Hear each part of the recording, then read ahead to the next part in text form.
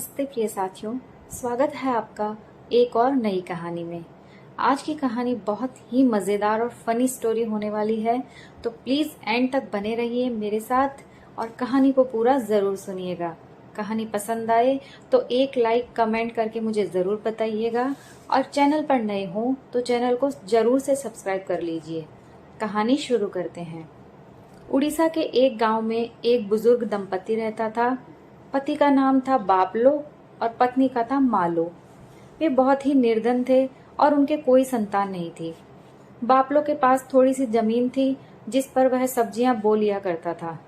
इनमें से कुछ सब्जियां तो उनके घर में काम आ जाती और बाकी बापलो बाजार में बेच आता था। ये गांव घने जंगल के किनारे पर बसा था, इसीलिए यहाँ बहुत शांति थी। यह दंपति अपना अधिकतर समय भगवान जगन्नाथ की पूजा अर्चना में लगा दिया करता था। कुछ दिनों से गांव में लोभी नाम के एक बाघ ने आतंक मचा रखा था। घरों के बाहर बने बाड़ों में रोजाना कोई न कोई पशु उसका शिकार बनता था। गांव वालों को समझ नहीं आ रहा था कि उससे छुटकारा पाने के लिए क्या किया जाए। चौपाल पर पंचायत जमा हो गई।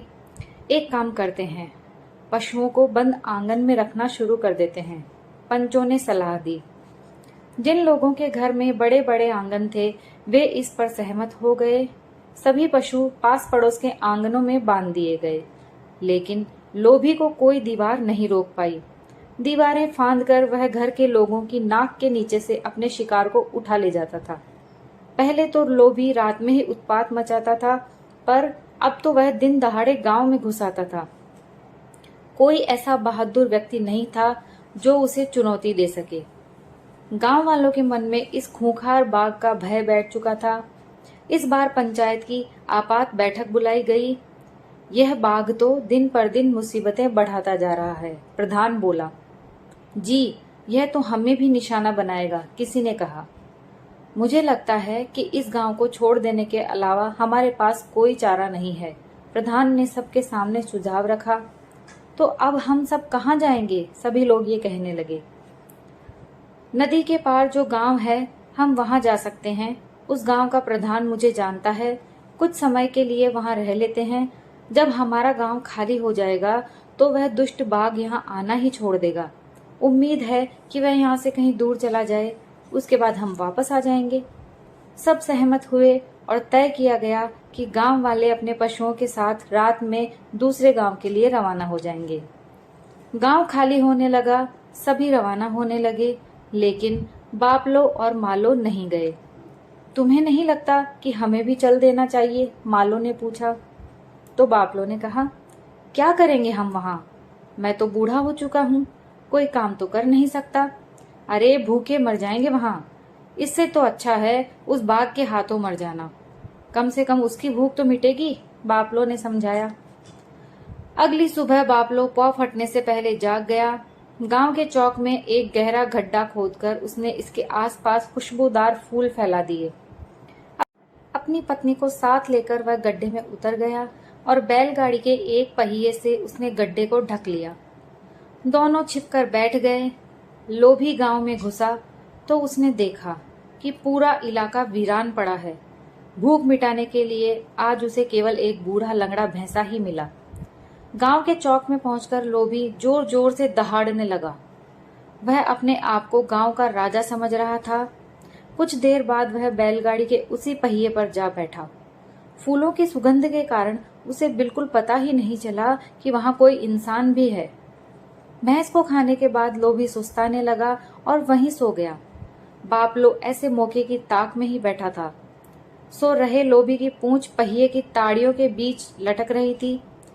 बापलो ने धीरे से उसकी पूंछ को खींचा और फिर पत्नी के कान में बुदबुदाया, मालो, मैं इस पूंछ पर लटकने वाला हूँ, तुम भी मेरी कमर पकड़कर पूरा जोर लगाना, कुछ भी हो जाए लेकिन छोड़ना मत। मालो ने जवाब दिया, पागल हो गए हो क्या, बाघ हमें खा जाएगा। तो बापलो ने कहा, अरे मरना तो हमें वैसे भी है, क्यों न एक बार मुकाबला किया जाए।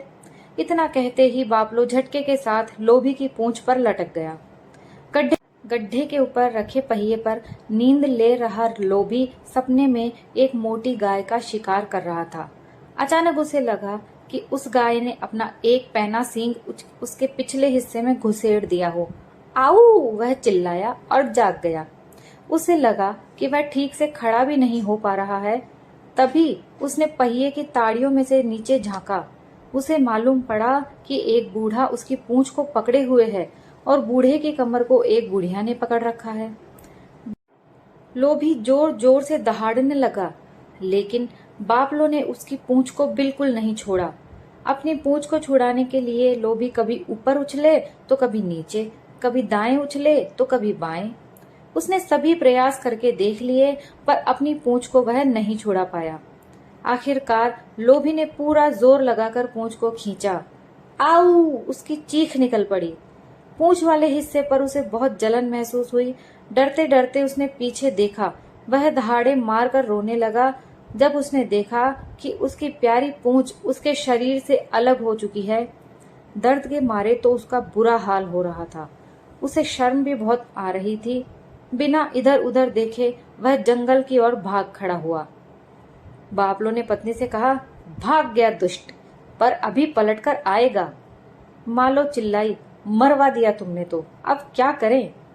वे दोनों गड्ढे से बाहर निकल आए। चारों ओर नजर दौड़ाते हुए बापलो बोला, आओ नारियल के उस पेड़ पर चढ़ जाएं।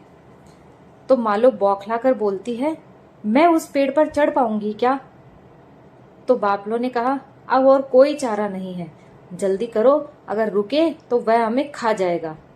मालो और बापलो धीरे धीरे पेड़ के सबसे ऊपरी हिस्से पर पहुंच गए और उन्होंने स्वयं को पत्तों में छिपा लिया। इस बीच लोभी चीखता चिल्लाता जंगल में अपनी गुफा में जा पहुंचा। वहां उसके माता पिता, 2 चाचा, 3 चाचियां, 5 भतीजे, 6 भतीजियां और दादा दादी, नाना नानी दौड़े दौड़े आ पहुंचे। लोभी को लहूलुहान देख उसके परिवार वाले आग बबूला हो गए। चलो चलकर उन लोगों को सबक सिखाएं, लोभी का नाना दहाड़ा। सभी एकजुट होकर ऐसे दौड़े जैसे राजा पुरुषोत्तम के सिपाही कांची पर विजय प्राप्त करने के लिए भागे थे। बाघों की फौज गांव में घुस गई और उन्हें तलाशने लगी। काफी ढूंढने के बाद भी वे नहीं मिले।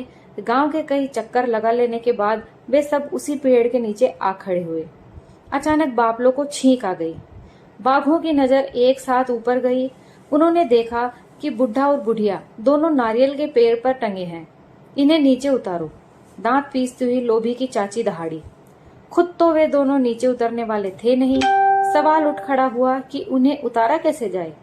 सबकी सहमति बनी कि एक के ऊपर एक चढ़कर उन दोनों तक पहुंचा जाए। लोभी को सबसे नीचे खड़ा किया गया, फिर उसके ऊपर चाचा, फिर उसके ऊपर चाची, इस तरह सब चढ़ते चले गए। ऐसा करते करते एक ऊंचा स्तंभ बनने लगा। अब मालो की दिल की धड़कनें तेज होने लगी। वह बोली, अब हमें कोई नहीं बचा सकता। तो बापलो चिल्लाया, मूर्ख, कुछ सोचने दो मुझे। अगले ही पल वह बोला, एक काम करो, रोना धोना जारी रखो। इतना कहने की देर थी कि मालो दहाड़े मारकर रोने और चिल्लाने लगी, हे मेरे भगवान, अब क्या होगा, बाघ तो हमें खा जाएंगे। रोना बंद करो मालो और सुनो मेरी बात। इस पेड़ पर जो नारियल लगे हैं ना, एक एक करके मैं इन्हें तोड़ूंगा और सबसे नीचे खड़े पूंछ कटे बाघ को मारूंगा। तुम्हें तो पता है मेरा निशाना अचूक है। एक नारियल भी अगर ठीक उसके सिर पर जा लगा तो उसका सिर बुरी तरह फट जाएगा। पूंछ तो इसकी काट दी है, अब ये अपना सिर भी तोड़वाएगा। नीचे खड़ा लोभी ये सब सुन रहा था। ये बुढ़ा और बुढ़िया तो मेरी जान लेकर छोड़ेंगे।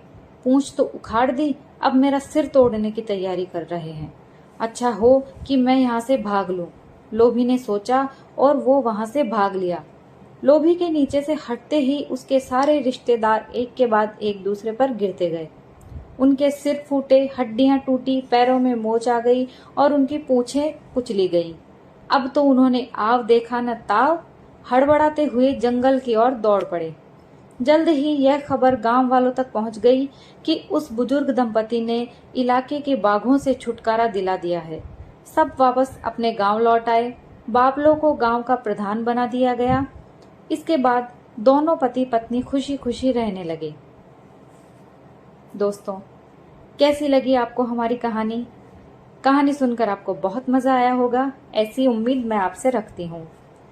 प्लीज अगर आपको कहानी पसंद आई हो तो एक लाइक कीजिएगा और कमेंट करके मुझे जरूर बताइएगा। और ऐसी ही अच्छी अच्छी कहानियां सुनने के लिए मेरे चैनल को सब्सक्राइब कर लीजिए। कहानी सुनने के लिए आप सभी का बहुत बहुत धन्यवाद।